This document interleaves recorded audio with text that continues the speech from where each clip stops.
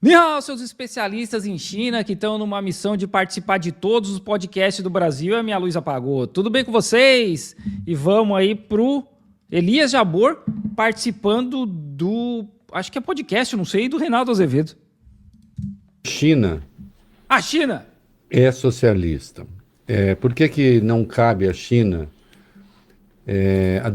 a classificação de um capitalismo de Estado? Quando se pensa o modelo chinês, existe uma classe trabalhadora organizada? Existe uma... Sim, existe. Os marxistas não gostariam da palavra, mas você vai entender. Existe uma metafísica operária, da classe operária, que está presente naquele Estado e que orienta as escolhas daquele Estado? Mais ou menos. Ou que a gente tem hoje num país que é o segundo país em número de bilionários do mundo, né? Que tirou da miséria 700 milhões de pessoas em bem pouco tempo. 800.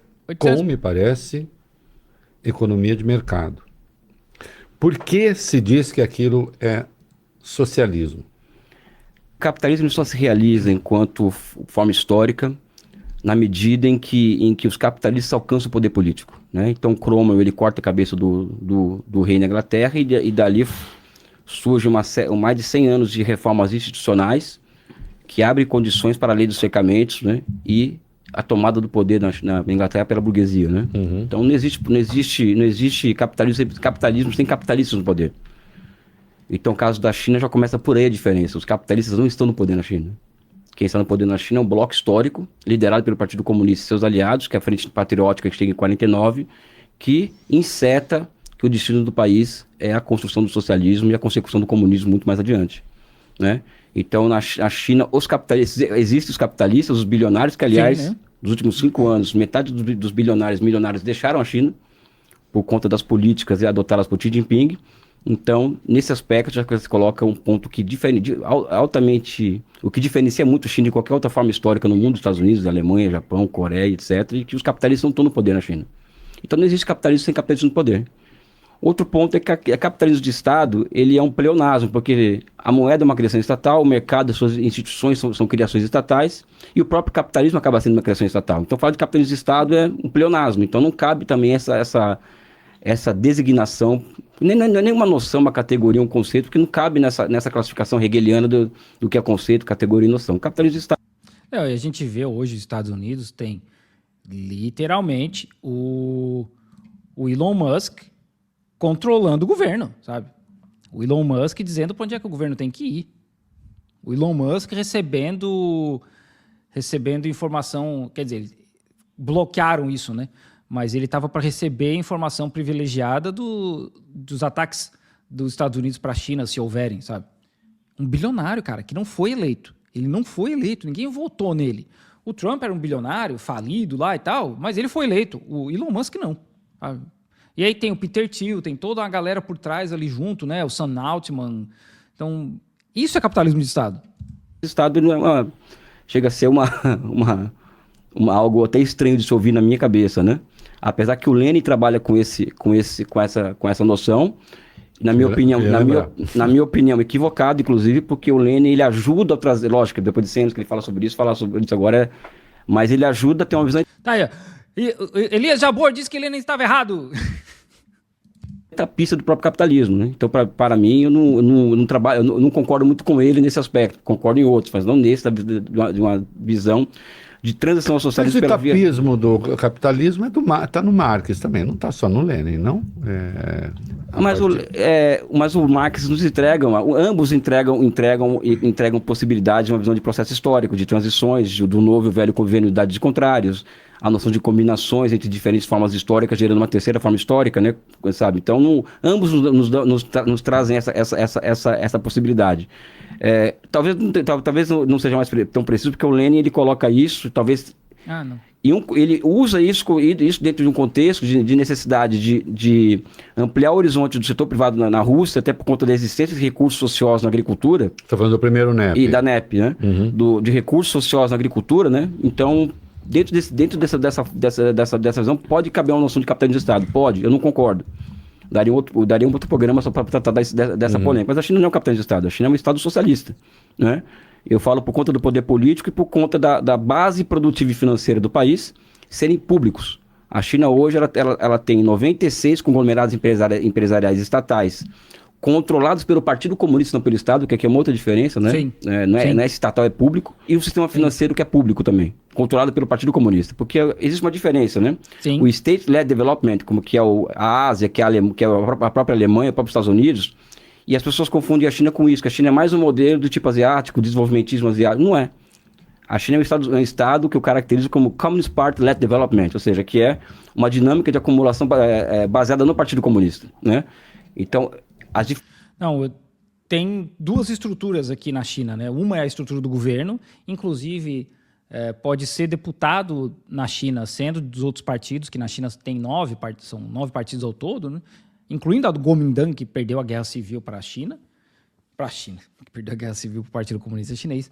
E aí, paralelamente a isso, tem a estrutura do Partido Comunista Chinês, que é toda uma estrutura como se fosse basicamente a estrutura governamental. E é onde eles têm esse controle das empresas, como o Elias falou. As diferenças são muito grandes em relação aos estados desenvolvimentistas. E tem essa questão da grande propriedade pública sobre os meios de produção e sobre a finança. O setor privado que existe ao redor dessa propriedade pública não é tão privado assim, até porque o que nós chamamos de propriedade privada na China não é a mesma da Inglaterra, que a Inglaterra surge após a lei dos cercamentos. E após esse surgimento, existe uma sacralização da propriedade privada na Inglaterra, né? E no Ocidente. Na China, a propriedade privada é uma concessão estatal. São duas formas históricas diferentes. E além disso... Lembrando que propriedade privada, ele está falando de meios de produção, né, gente? Porque tem a galera... Nossa, até hoje, né? Tem reels aí de gente falando que na China as pessoas podem ter coisas. Gente, porque propriedade privada que é latifúndio, produzindo comida, ou então é fábrica, sabe? Grandes conglomerados. Ele não está falando de um apartamento, ele não está falando de um iPhone, né?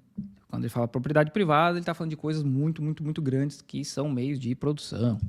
Esse setor privado que existe na China, que é imenso, inclusive, ele é cada vez mais não público. Por quê? Porque o Partido Comunista ele avança sobre o setor privado. Por exemplo, há 5 anos atrás, somente 5% das ações das grandes empresas privadas chinesas eram públicas, né, do Estado. Hoje, 30% dessas ações são controladas pelo Estado.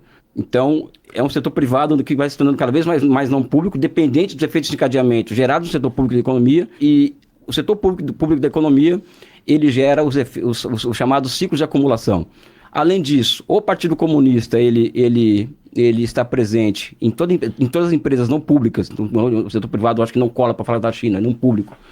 Acima de 100 funcionários, tem que ter um CEO do Partido Comunista, que significa um militante do Partido Comunista influindo nas decisões de investimento privado. Isso não existe na nossa empresa, Elisa. Isso não existe. Eu trabalho numa fábrica que tem aí... Ainda trabalho lá, tá? Até amanhã, pelo menos. Amanhã eu tenho que... É o meu último dia. Tem mais de 800 pessoas e não tem ninguém do partido no topo decidindo para onde é que a gente vai. Aliás, não tem ninguém do partido lá no topo. Ninguém. O CEO da empresa, inclusive, tanto o CEO daqui, né? O CEO da fábrica, na verdade, porque quem manda mesmo nessa empresa aqui é um britânico, porque a gente trabalha para parte da China. Mas essa fábrica é baseada na China, então é uma empresa chinesa. Assim, essa parte aqui, né? E não tem ninguém do partido. Simplesmente não tem. O pessoal do partido que trabalha lá não tem nenhuma decisão nesse nível relacionada a governo, sabe? Não tem nada disso. Na China. Então esse seria um capitalismo muito estranho, só para a gente começar a conversa. Eu vou fazer sim. uma pergunta e depois eu passar... E não só isso. Eu trabalhava numa empresa antes que tinha mais de 5 mil pessoas e também não tinha ninguém do partido. Não, 5 mil pessoas. Nossa, 5 mil pessoas só numa fábrica. Na outra, se juntar tudo com a outra fábrica que tinha em Hunan, dava umas 8 mil pessoas.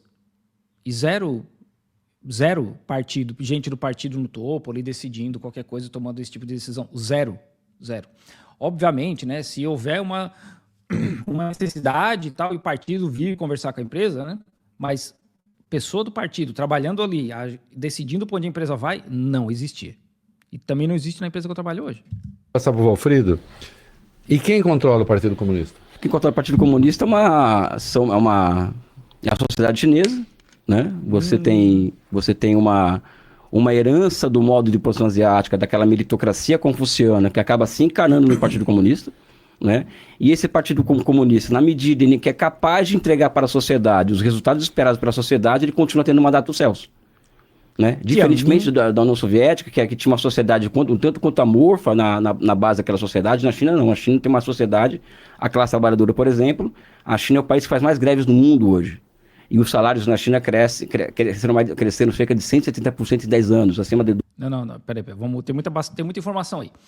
O que ele está falando de mandato do céu é um conceito que a China tem, que é conectado ao direito das pessoas se rebelarem. E isso é uma parada que acontece na dinastia...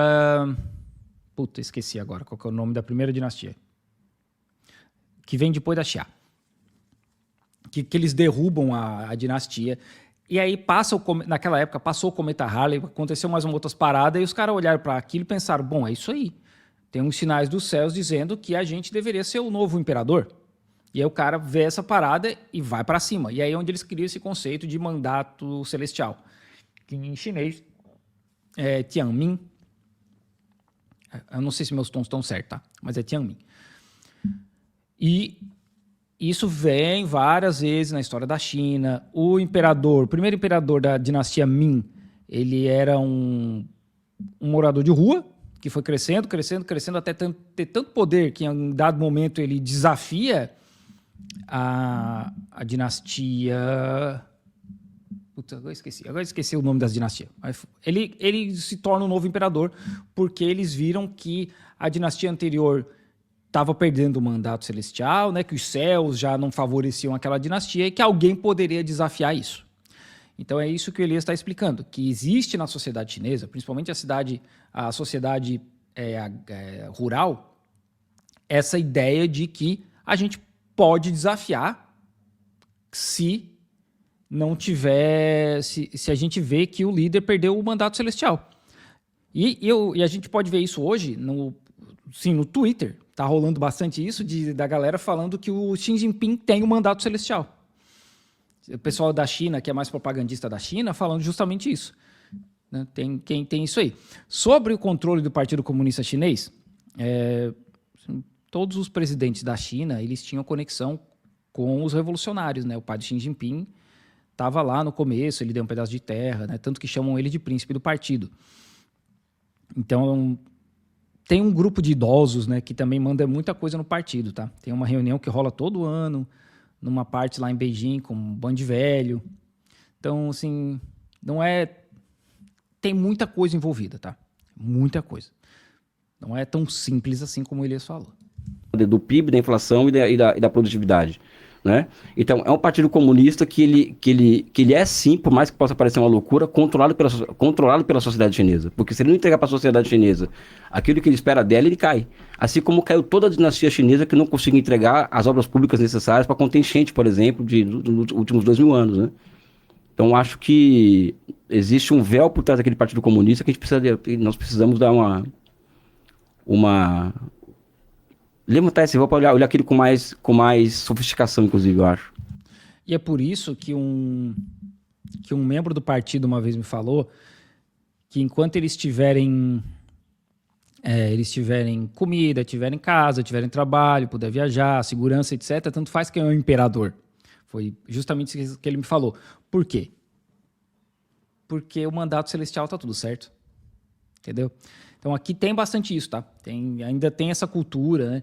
Obviamente, né, que o Partido Comunista Chinês eles têm um poder muito grande, que eu duvido que a dinastia Qin tivesse esse poder todo. Então, né, acho que não é simplesmente desafiar o mandato celestial do Xi Jinping, né, dessa forma, mas ainda tem muito isso na cultura chinesa. Né? Então, não, né, gente? A China não é comunista. A China não é comunista pelo simples motivo de que ainda tem Estado e ainda tem classes sociais. Basicamente é isso. E a China não é um capitalismo de Estado, porque isso a gente viu muito na Alemanha nazista. A Alemanha nazista era um capitalismo de Estado. A China está aí numa forma de socialismo de acordo com eles.